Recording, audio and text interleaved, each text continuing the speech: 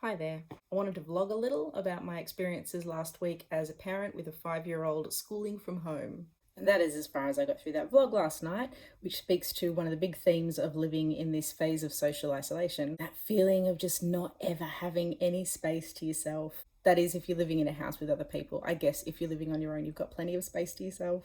Anyway, I wanted to check in after that first week, and I did write a little post on my blog before term started about what I thought our daily schedule was going to look like. You can see that schedule here, and more or less we were able to stick to the beginning of the day pretty well. I mean, we get up at the same time more or less every day.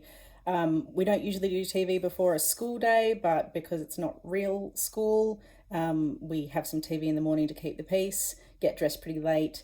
And something that we usually do on a weekend, and we've kept this up, it works well for our family, is to sit and make a daily plan together rather than kind of tell her what she's doing for the rest of the day. After that, the day pretty much falls apart. I'd been pretty realistic about activities only being able to happen kind of before 3 o'clock, just like a normal school day. And I'd probably been realistic about how long they could take, saying, roughly as a 5-year-old, she does things that take about half an hour or an hour, not blocks any longer than that.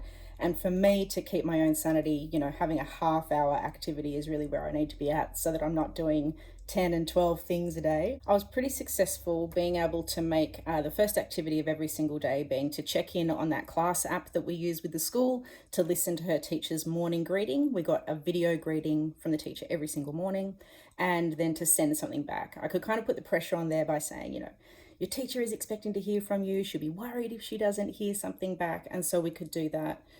On the first day, on Monday, I was able to get another activity or two, I think. My husband was really involved in that first day. I think maybe he had a little bit more luck than me, not sure.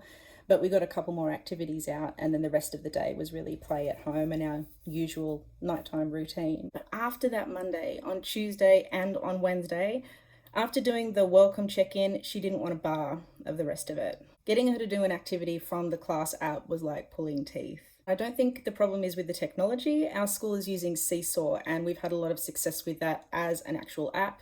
She's found it easy to navigate. She can find her teacher's videos and audio clips. It's great. I don't want to pretend that I know what's happening inside her head because I just don't. But it's almost as though she's kind of looking at the schoolwork and either thinking, this is not school, and so it doesn't feel right doing it here, or this reminds me of school and it's making me feel sad, so I'd rather not do things that make me feel sad. So by the time we got to starting off this week, it's Tuesday now. And so yesterday you can see here's how we wrote up our day in the daily planner. We, brushing our teeth, saying good morning to the teacher. Minecraft has become a feature of most of the days here in this house. We're using that as a springboard into a lot of imaginative play in the backyard, and also as something to do. Things like, cooking, going to do some errands, jumping on the trampoline. We wanted to plant some seeds. We didn't get to do that. Reading eggs has been massive.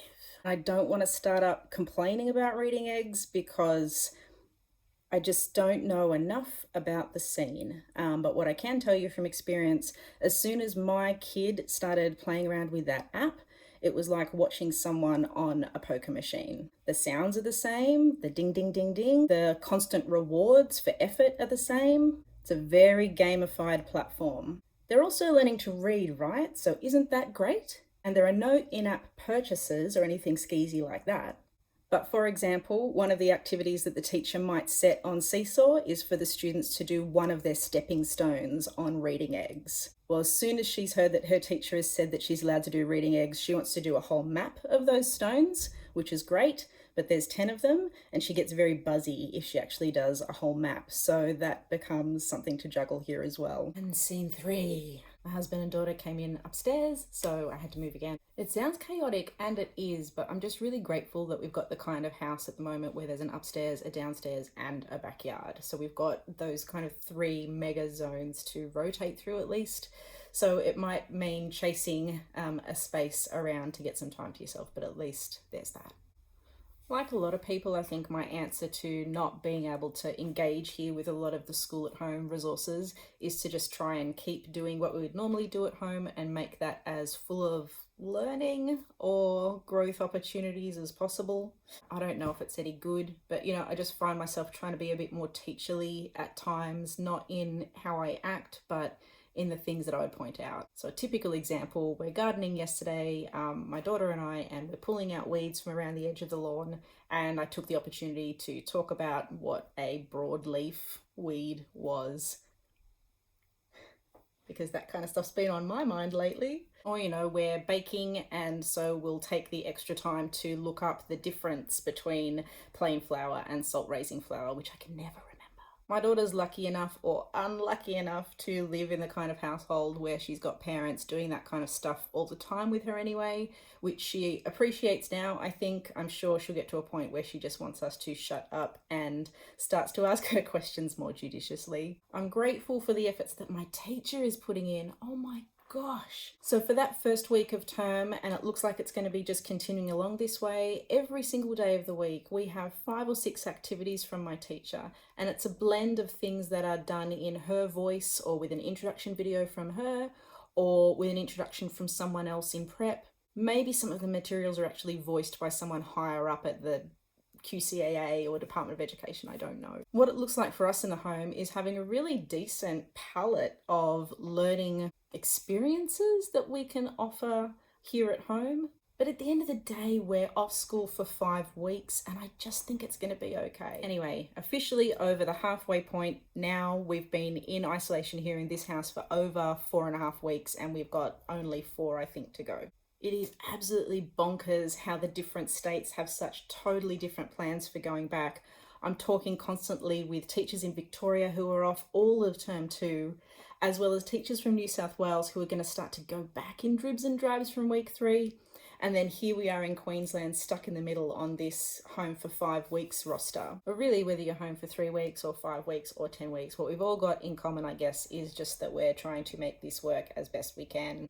So that's my check-in. Really, I just wanted to give you a bit of an insight into where we're at, to own up to the fact that I am, in fact, an educator at home, trying to do school from home, and still, with all my powers, can only wring out about half an hour a day of work from my kid.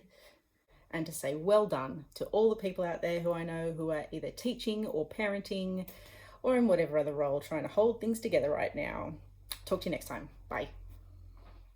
I have no joke been spending a lot of time hand weeding my back lawn during isolation. I'm finding it very calming. It's a very meditative process, and I needed to weed, but with my kid here all the time, I can't put down any of the poison. If you would like to read a full poem that I wrote about my lawn maintenance schedule at the moment, you can see the link in the description.